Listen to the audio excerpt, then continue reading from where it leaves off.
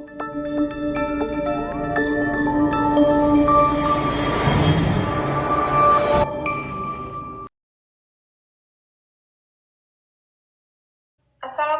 warahmatullahi wabarakatuh.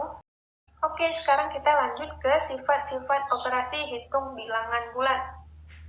Nah, jadi apabila kita ingin mengoperasikan suatu bilangan bulat, baik itu penjumlahan, pengurangan, perkalian, ataupun pembagian, masing-masing memiliki sifat-sifat atau ketentuan-ketentuan yang harus kita perhatikan agar kita tidak mengalami kekeliruan dalam pengoperasiannya.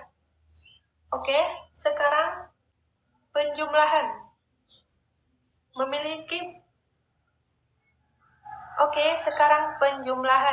memiliki beberapa sifat, diantaranya ada komutatif atau bisa kita artikan sebagai pertukaran.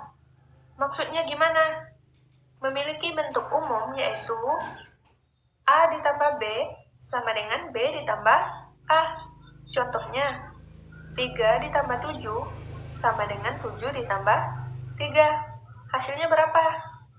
Iya, hasilnya adalah 10. Nah, jadi mau kita pindah ruaskan pun hasilnya akan tetap sama. Oke ya. Selanjutnya ada asosiatif atau bisa kita artikan sebagai pengelompokan. Bentuk umumnya yaitu pengelompokan A ditambah B, atau kita kasih kurung ya, ditambah C sama dengan A ditambah pengelompokan B ditambah C. Untuk mudah mengingatnya, pengelompokan bisa kita artikan dikurungin dulu gitu, baru kita selesaikan pengoperasiannya. Nah, dan setiap ada tanda kurung pada suatu pengoperasian, maka kita harus mengerjakan yang di dalam kurung terlebih dahulu. Oke ya?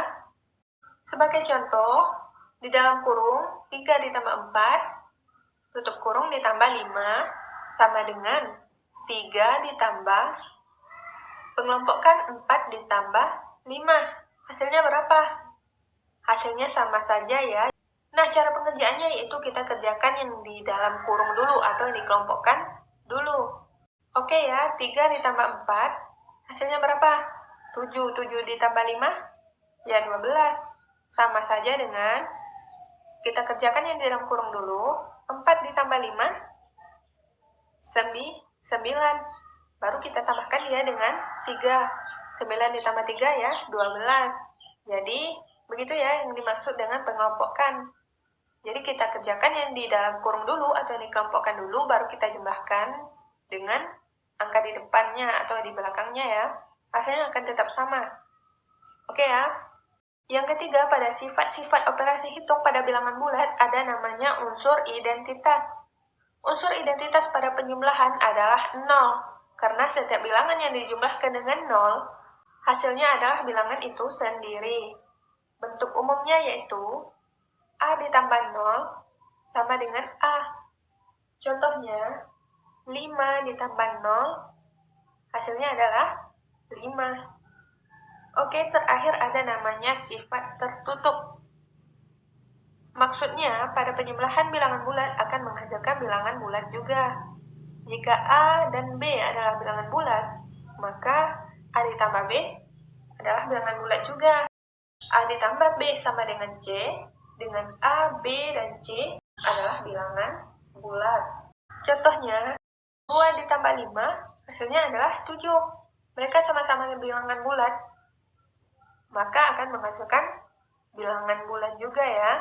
Oke, ini adalah khusus untuk penjumlahan. Sekarang kita masuk ke sifat-sifat operasi hitung pada pengurangan. Pada pengurangan ini, ada satu hal yang penting sekali untuk kita ketahui, bahwasannya setiap bilangan yang dikurangi dengan 0, hasilnya adalah bilangan itu sendiri. Contohnya, 3 dikurang 0 adalah 3. Intinya, setiap pengurangan bilangan bulat akan menghasilkan bilangan bulat juga. Atau dapat kita tulis, jika A dan B adalah bilangan bulat, maka A kurang B adalah bilangan bulat. A dikurang B adalah C, dengan A, B, dan C adalah bilangan bulat.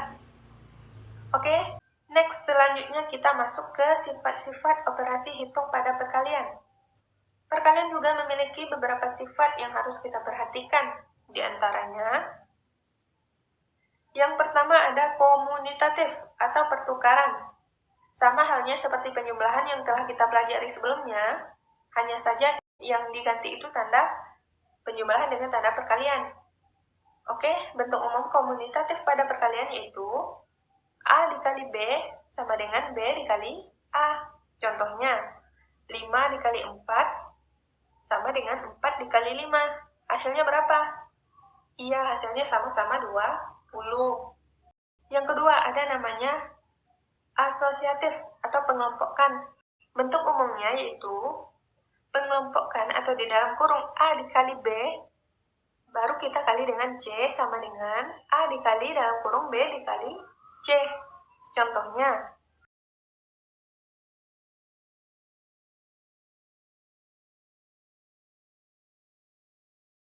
2 dikali 3 sama dengan 6. 6 kali 4 adalah 24. Sama dengan sebelah kanannya, 3 dikali 4 adalah 12. Baru kita kalikan dia dengan 2. 12 kali 2 adalah 24.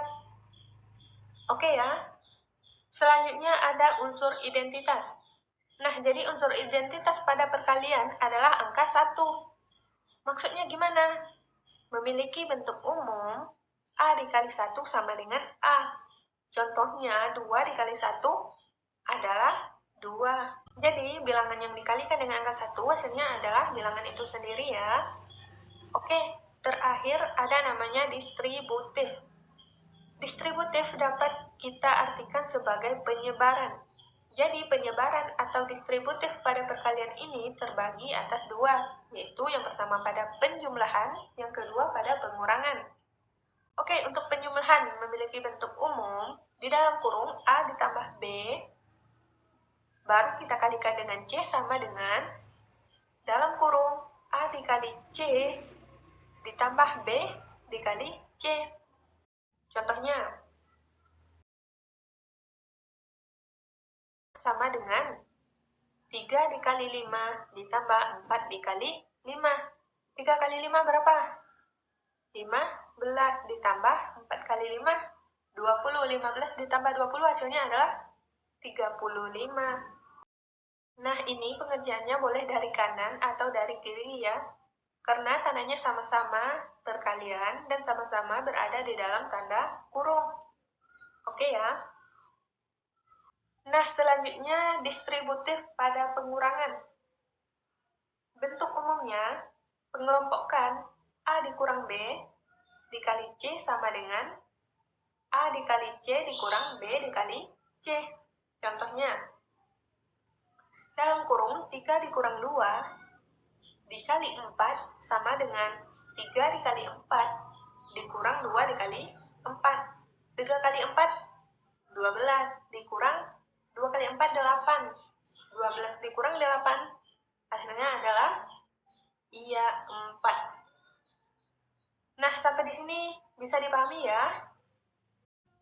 Next, selanjutnya kita masuk ke sifat operasi hitung pada pembagian. Ada 2 ketentuan yang perlu kita ketahui dalam pembagian ini ya teman-teman. Yang pertama, setiap bilangan yang dibagi dengan 1, hasilnya adalah bilangan itu sendiri. Bentuk umumnya dapat kita tulis A dibagi 1 sama dengan A. Contohnya, 4 dibagi 1 adalah 4. Oke ya. Yang kedua, setiap bilangan yang dibagi dengan bilangan itu sendiri, hasilnya adalah 1. Jadi kebalikan dari yang tadi ya. Memiliki bentuk umum, A dibagi A sama dengan 1. Contohnya, 2 dibagi 2 adalah 1. Oke ya teman-teman. Nah, dari pemaparan pembelajaran kita kali ini, gimana? Udah bisa dipahami belum? Nah, jika teman-teman ada pertanyaan terkait pembelajaran kita hari ini, silahkan tanyakan pada kolom komentar di bawah ya. Selamat belajar, sampai jumpa pada materi pembelajaran berikutnya. Wassalamualaikum warahmatullahi wabarakatuh.